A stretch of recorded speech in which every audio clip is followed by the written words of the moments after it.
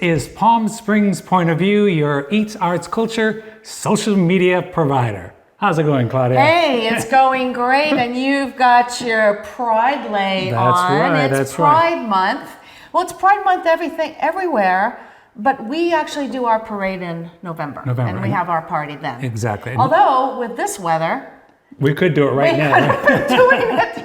Yeah. So, along with Pride Week, this is also Restaurant Week. We're coming to the end, which is always a lot of fun. And you had a chance to partake. I don't know where you went, but you're going to tell us. Finding out soon. And then you also had a chance to drop in and speak with Jane Garrison over at the Prescott Preserve, right? I mean, with her Oswit Land Trust, they have saved another 120 acres of land right here in downtown Palm Springs. We're going to talk about that in just a few moments. Yeah. And then you have some kind of association with a Glass Outhouse? Association? What does that mean? Did I use the bathroom there? You went there, didn't you? We were up in the high desert, and this place is amazing. You have to drive up to 29 Palms and keep going, like the road to nowhere. You know how that goes. And you come to a place called the Glass Outhouse. It's a museum. We're going to have a look at this. Great. It's a museum. It's an outhouse. Sounds like fun. And don't forget, everybody. You can see out. They can't see you. That's very important, I think, especially in an outhouse. Don't forget that if you want to see all the things that we are doing, things we're covering, you want to make sure that you like us. Well, and subscribe. We are on YouTube, Palm Springs Point of View. That's right. Okay, foodies. Yes. Come this way. Conrad, Restaurant Week just happened. That's right. You had a chance to go to a very fine dining establishment. Yes. Tell us about where you went. So the restaurant, of course, is called Workshop Kitchen, right, in the north side of Palm Springs, in a beautiful 1920 Class 1 historic building called the El Paseo Building. So there's an outdoor patio, which is beautiful during the nighttime with beautiful lights. But we went inside because it was a little bit warm this evening. And inside, as you probably know if you've been there, it is very much less is more with the design. Very minimal. Very minimal. Had a great meal. Wasn't inexpensive, but we enjoyed ourselves regardless. I started with a sweet potato appetizer with this sweet cream on top of it. So delicious. I could have just had that for my dinner. However, there was a main meal coming along. It was 3 courses? It was 3 courses, exactly. And the main course, I went for the duck fried rice. Delicious. Not too oily, though. Ducklicious. Very good. I'm going to stick with that one. Very good. And then I ended up with ended out the evening with some sorbet. And my other people I was with had a flourless chocolate cake and ice cream. So delicious opportunity, great opportunity to go out to see a variety of restaurants, and the money goes to a good cause. Great. So next year. Did you know that there is a preserve right in the middle of Palm Springs? Well, Claudia, I had an opportunity to speak with Jane Garrison, who is a driving force behind the Prescott Preserve. Well, I'm here in the great outdoors of beautiful Palm Springs with Jane Garrison, who is the founder and executive director of the Oswit Land Trust. And Jane, welcome. We are in Prescott Preserve. Yes. So this is the Palm Tree Oasis. Oh, this is gorgeous. And this is a magnificent spot because it attracts migratory birds, obviously because of the water. Right behind our shoulders, we have a beautiful heron. A great is he blue still heron? there? Yeah, he's still there. So this is actually a really special spot because with climate change, water is so tough for migratory birds to find. And so we made the decision that we wanted to keep these ponds. The ponds are actually filled with reclaimed water. Fabulous. Which is great. And one of the things that we did immediately when we bought this property is one thing is we set up a temporary float in both the ponds, which the turtles and the migratory birds, as you can see, they love because they are safe there from predators like coyotes and bobcats. So it's really good for them to be there. The other thing that we did immediately is we let the vegetation grow around the ponds. So you can see all these little palm trees that are popping up, and you can see some other native plants and grasses. And the biologists immediately said to us, you need some habitat around the ponds, because when it was a golf course, it was This was a golf course. Yes, this was a golf course, and they would just cut everything right to the water. Oh. And so the migratory birds, they need like a place to nest and to hide. So that's what we did immediately. And we have seen over 125 species of birds. This is amazing. And we're right literally in Palm Springs. Yeah. And, to see this greenery and lushness, I feel like, I don't know, I could be in Florida or something, in the Everglades. I don't know. Well, and it's going to get better. We are going to restore it back to habitat. Now, how many acres are here in the Prescott Preserve? So Prescott Preserve is 120 acres. That's even more than Oswit Canyon, Yes. which is 114. Exactly. The one thing that a lot of people don't realize, Claudia, is that this property was very threatened with development. I personally met with the developer who was negotiating to buy this property at the same time we were. Oh my gosh. gosh. This was for sale for development.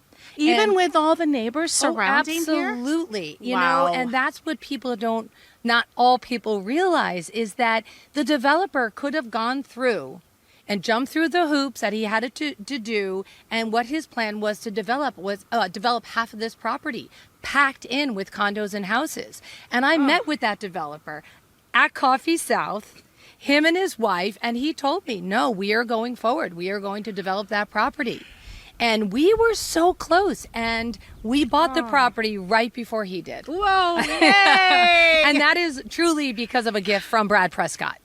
And that is why it's called Prescott gosh. Preserve. We never would have beat the developer to the punch had it not been for the generosity of Brad Prescott. Now, did Brad Prescott originally own this land? No. Brad Prescott understood the vision. Him and I went on a bike ride, and I showed him this property. I showed him Bel Air Greens, and it was truly just a fun bike ride, which he now says was the most expensive bike ride he's ever been on. And so we went on this bike ride, and he saw these properties, and he was like, Jane, like, why are you not buying these? And I explained the whole grant process, and he said, oh, well, I can buy them for you. And I was like, don't tease. I will drive you 'cause crazy. I know you. Exactly. And he is truly a man of his word. He's an unbelievable human. And he gave us the funds to enable us to purchase his property, get it out away from the developer. I mean, you can see why someone would want to develop it. Look at these views. Yeah, You know, amazing. this pond, it's incredible. And it's in, as you had mentioned, it's in the heart of Palm Springs.